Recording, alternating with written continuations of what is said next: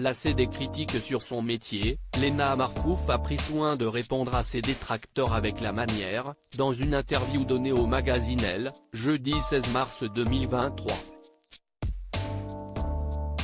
Avec ses 10 millions d'abonnés sur Instagram, YouTube, Twitter et consorts, Léna Situation se classe comme l'une des personnes les plus suivies de France. Particulièrement populaire chez les jeunes, elle multiplie les casquettes ces dernières années. Apparition à la Fashion Week, écriture d'un livre, podcast. Elle est assurément l'une des influenceuses les plus productives et les plus puissantes du moment. Influenceuse ? Pas seulement, si l'on en croit les propos de celle-ci. Dans les colonnes du magazine Elle, jeudi 16 mars 2023, Léna Situation a tenu à mettre les choses au clair face aux boomers qui la voient comme un panneau publicitaire. Créatrice de contenu et non influenceuse, mon métier ce n'est pas d'influencer, mais de créer du contenu. L'influence, ça va, ça vient, ce n'est pas une science exacte, ça ne se contrôle pas réellement. Dès la première phrase de son interview à Elle, Léna Situation donne le ton. L'occasion de remettre à plat les idées reçues, son activité professionnelle s'étendant aujourd'hui à une foule de métiers. Fondue de mode, elle participe au reportage du journaliste Loïc Prigent.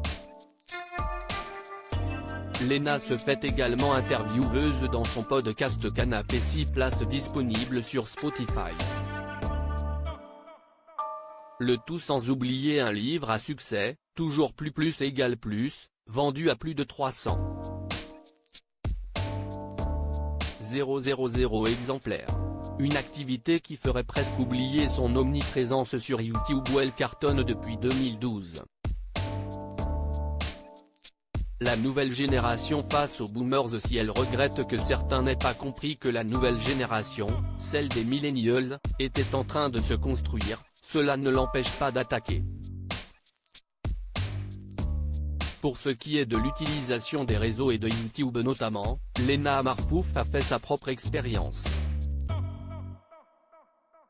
Ce qui lui permet d'affirmer que tout ne rime pas avec superficialité, chaque génération innove, invente et doit faire face à ces boomers qui trouvent tout ça très superficiel. Moi, j'ai vraiment appris des tas de choses sur YouTube.